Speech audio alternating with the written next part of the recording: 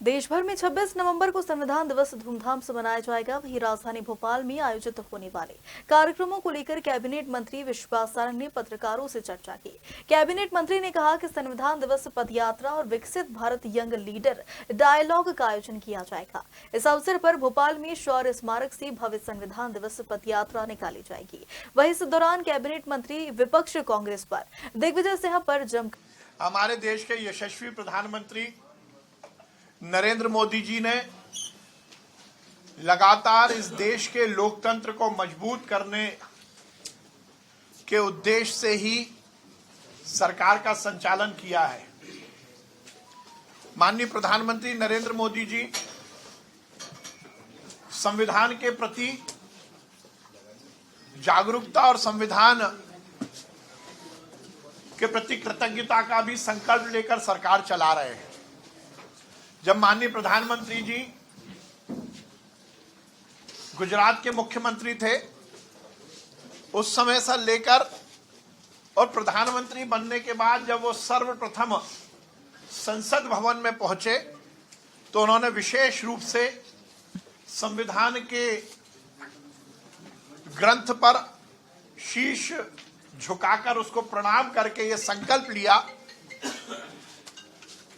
कि उनकी सरकार संविधान का पालन करते हुए लोकतंत्र को मजबूत करते हुए इस देश के विकास और जनता के कल्याण के लिए काम करेगी।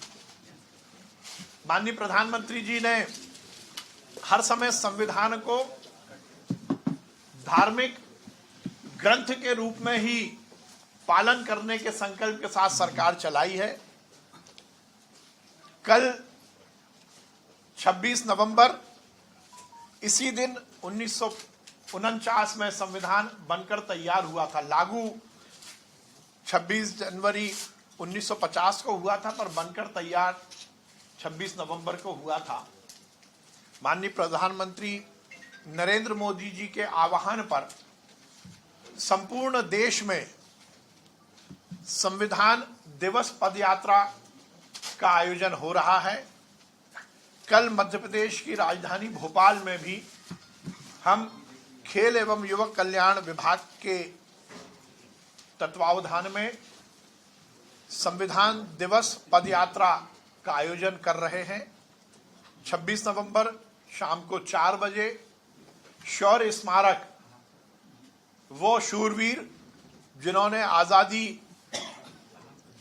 प्राप्त करने के लिए और आजादी के बाद आजादी मिलने के बाद आजादी को चिरस्थायी रखने के लिए इस देश के लिए अपने प्राणों को न्यौछावर किया, उनके प्रति कृतज्ञता ज्ञापित करने का वो हमारा प्रकल्प जो मध्य प्रदेश की शान है, वो शौर्य स्मारक, वहां से ये संविधान दिवस पदयात्रा शुरू होगी और हम सबके आदर के केंद्र बाबा साहब अम्बेडकर जिन्होंने संविधान का रचना की, उनकी प्रतिमा से होते हुए इस संकल्प को दोहराते हुए कि बाबा साहब अम्बेडकर के इस संविधान को हम आत्मसात करेंगे, ये देश उस संविधान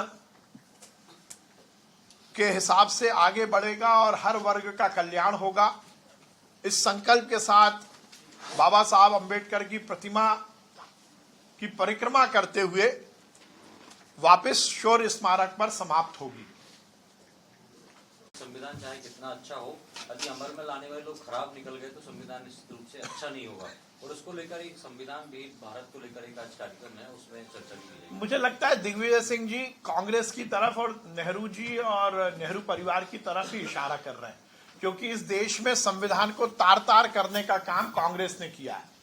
अम्बेडकर जी को पूरी जिंदगी नीचा दिखाने का काम किसी ने किया तो वो कांग्रेस ने किया है। नेहरू जी ने कभी अंबेडकर जी को संसद नहीं पहुंचने दिया, पर हम इसमें विवाद नहीं करना चाहते। अब दिग्विजय सिंह जी की तो आदत है कि हर चीज में विवाद करना, ये हमारा सार्थक कार्यक्रम है। मैं तो निवेदन करूंगा कि इस देश में हर व्यक्ति जो इस देश का नागरिक है वो इसमें शामिल हो। मैं तो चाहता हूं बाकी लोग भी शामिल हो ना। ये किसी पार्टी विशेष का कार्यक्रम नहीं है। मेरा ये कहना कि विरोध ना करें। मेरा कहना है कि हर चीज में टंगड़ी अड़ाने की जो आदत है दिग्विजय सिंह जी की, वो ठीक नहीं है। सर, आमंत्रित करते हैं कि हम तो सबको पूरा देश आमंत्रित है, पूरे देश में निकल रही है, आज दिल्ली में निकल रही है और कल पूरे देश के प्रदेश की हर राजधानी में निकल रही है।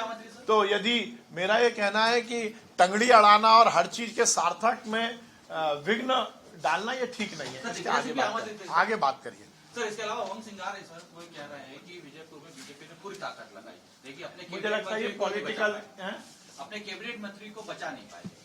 अब देखिए, बिल्ली के भाग से छीका फूट गया तो 2-4 दिन आनंद कर लेने दीजिए। अब आप उस पे भी प्रश्न चिन्ह लगा रहे हो।